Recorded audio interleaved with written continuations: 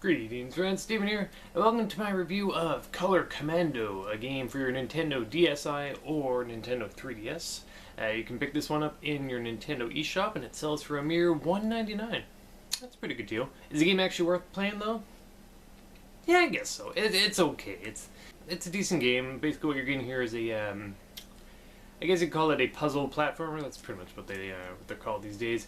You control a kid, he likes treasure, he's going from single screen level to single screen level looking for said treasure, and there are these different colored blob creatures that get in your way, and in order to defeat them you have to actually pick up the corresponding blob color thing on the ground, and use that in strategic spots, and okay, it's kind of hard to explain. Let me bring the camera down to the screen and just show you what we're dealing with here. Alright, so here we are now at my 3DS's menu screen. We're looking at Color Commando, brought to us by Circle Entertainment. So let's get her going. Yeah, it's an okay game. I'm not blown away by it. I don't hate it either though, so let's check it out. Brought to us by Hugo Smith and Goodbye Galaxy Games. Let me just turn the volume down a wee bit. There we go. Alright, so as you can see, of course, like I said, it was a puzzle platformer game. I like the art, first of all. I think the character and the backgrounds and the foregrounds and all that all look pretty cool. It's a very basic game, though. Don't expect a whole lot for your $2. One of my earlier reviews, I was saying that some of these games are good for like if you bought yourself a prepaid card and you had a few bucks left. It's one of those sorts of games. I wouldn't recommend going out and getting a card just for the game, but it could be a good chaser to a larger game that you bought said prepaid card for. Now, one thing I'm noticing from the main menu is that you can't use your buttons at all. It's all stylus controlled. And I'm noticing that the stylus sometimes just doesn't work. Like, it worked there, which is great, but sometimes it doesn't. I don't know why. It's weird. So, you get 4 areas here. As far as I know, it's just the 4 areas. I haven't, I've almost beat pretty much every level. I've been trying to get the 3 stars or 3 coins or whatever it is.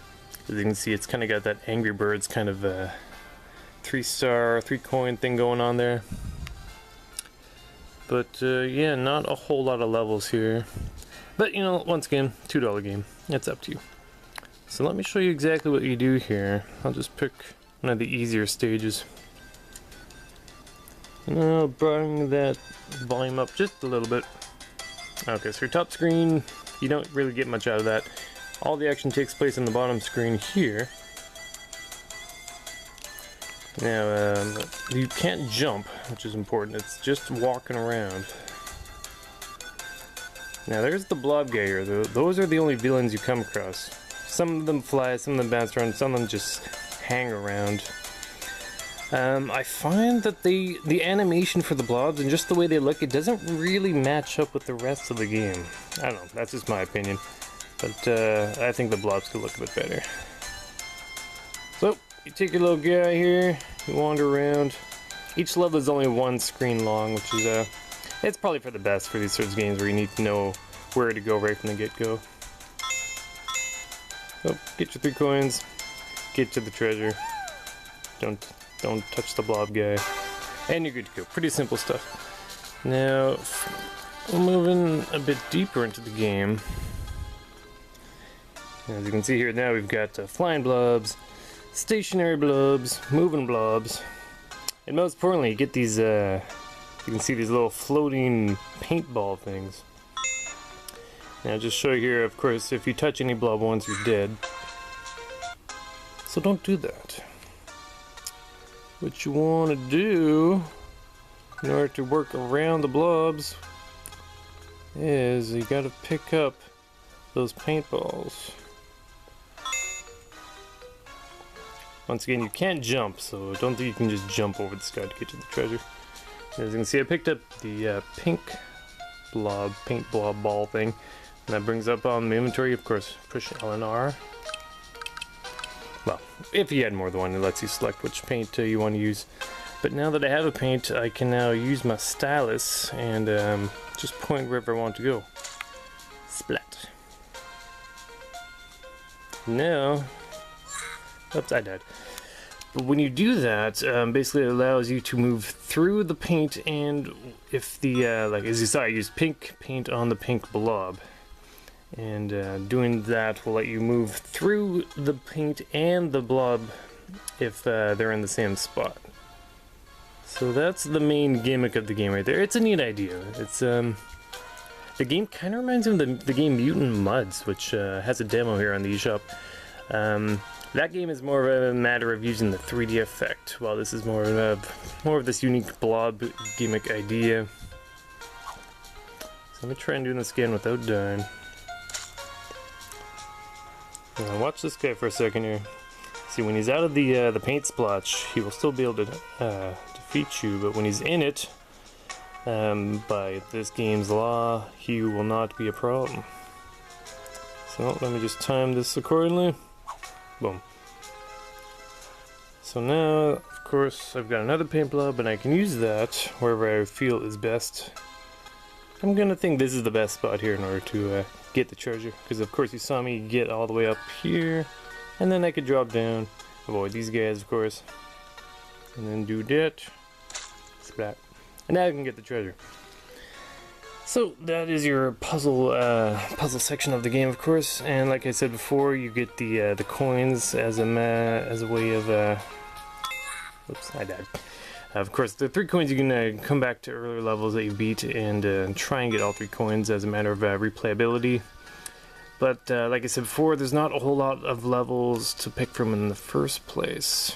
So I don't know. I guess there's replayability, but there's not a whole lot of game in the first place. Music and sound effects are fine. So you hear he makes a little wah noise when he dies. The music is okay. It's nothing you'll be getting stuck in your head anytime soon, but it gets the job done nonetheless.